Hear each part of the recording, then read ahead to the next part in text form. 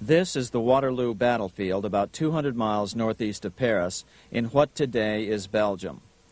Here Napoleon suffered his final defeat, but not before thousands of French and Englishmen gave their lives on a steamy summer day in July of 1815. The outcome was certainly in doubt. In fact, had Napoleon attacked a few hours earlier, he would probably have won the battle. But no matter who won or lost, back in London, Nathan Rothschild planned to use the opportunity to try to seize control over the British stock and bond market and possibly even the Bank of England. Rothschild stationed a trusted agent, a man named Rothworth, on the north side of the battlefield, closer to the English Channel.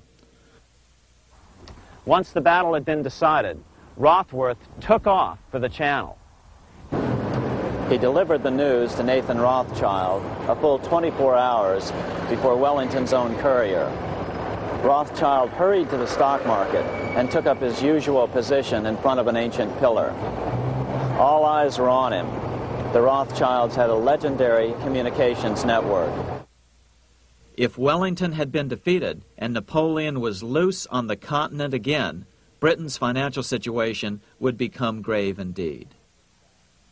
Rothschild looked saddened. He stood there motionless, eyes downcast. Then suddenly he began selling.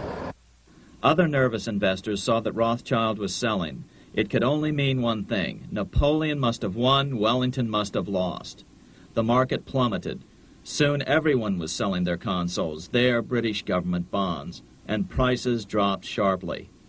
But then Rothschild started secretly buying up the consols through his agents for only a fraction of their worth hours before. Myths, legends, you say? 100 years later, the New York Times ran a story which said that Nathan's grandson had attempted to secure a court order to suppress a book with this stock market story in it. The Rothschild family claimed the story was untrue and libelous, but the court denied the Rothschilds' request and ordered the family to pay all court costs.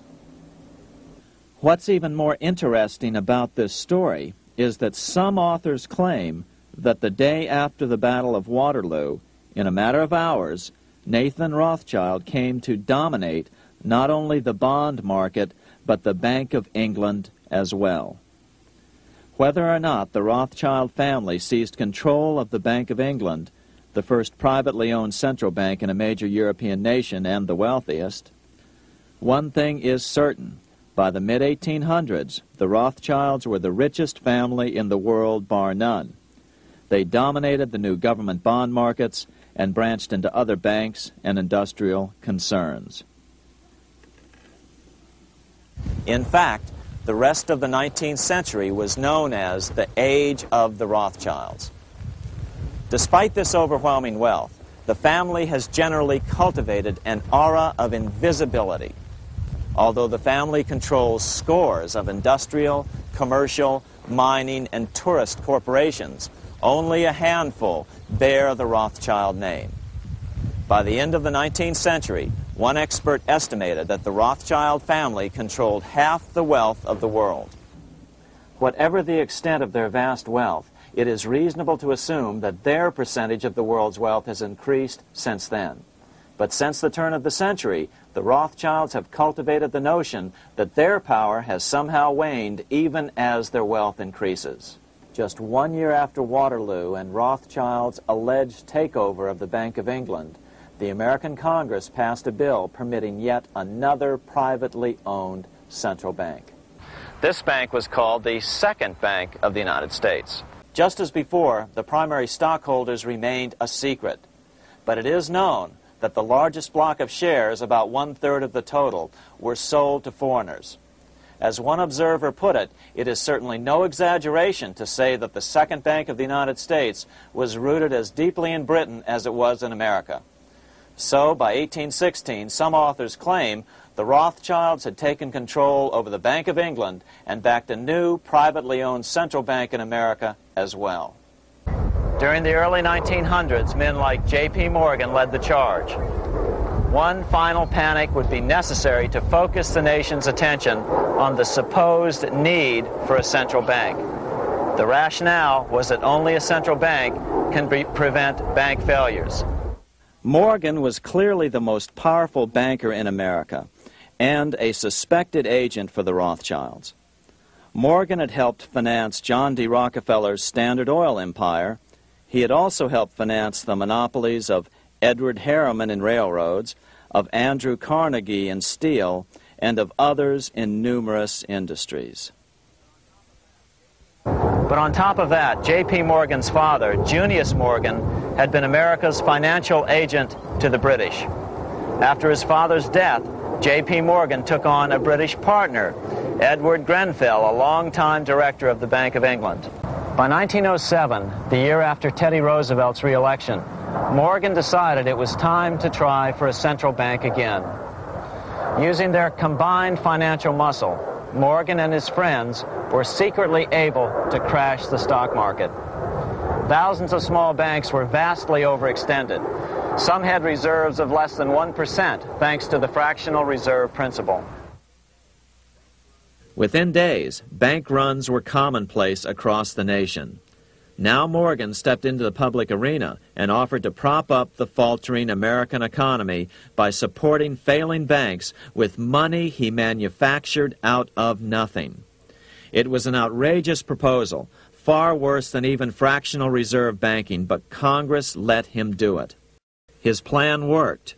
Soon, the public regained confidence in money in general and quit hoarding their currency. But as a result, banking power was further consolidated into the hands of a few large banks. By 1908, the panic was over, and Morgan was hailed as a hero by the president of Princeton University, a man by the name of Woodrow Wilson. The money changers had been able to create a series of booms and busts. The purpose was not only to fleece the American public of their property, but to later claim that the banking system was basically so unstable that it had to be consolidated into a central bank once again.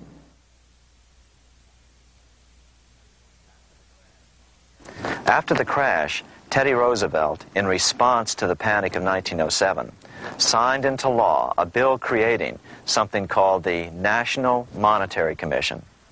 Of course, the commission was packed with Morgan's friends and cronies. The chairman was a man named Senator Nelson Aldrich from Rhode Island. Aldrich represented the Newport, Rhode Island homes of America's richest banking families. His daughter married John D. Rockefeller, Jr., and together they had 5 sons: John, Nelson, who would become vice president in 1974, Lawrence, Winthrop, and David, the head of the Council on Foreign Relations and former chairman of Chase Manhattan Bank. As soon as the National Monetary Commission was set up, Senator Aldrich immediately embarked on a 2-year tour of Europe, where he consulted at length with the private central bankers in England, France, and Germany. The total cost of his trip alone to the taxpayers was $300,000, an astronomical sum in those days. Shortly after his return, on the evening of November 22, 1910, some of the wealthiest and most powerful men in America boarded Senator Aldrich's private rail car and in the strictest secrecy journeyed to this place, Jekyll Island, off the coast of Georgia. With the group came Paul Warburg. Warburg had been given a $500,000 per year salary to lobby for the passage of a privately owned central bank in America by the investment firm Kuhn, Loeb & Company. Warburg's partner in this firm was a man named Jacob Schiff, the grandson of the man who shared the Greenshield house with the Rothschild family in Frankfurt. Schiff, as we'll find out later, was in the process of spending $20 million to finance the overthrow of the Tsar in Russia. These 3 European banking families, the Rothschilds, the Warburgs, and the Schiffs, were interconnected by marriage down through the years, just as their American banking counterparts, the Morgans, Rockefellers, and Aldriches, were.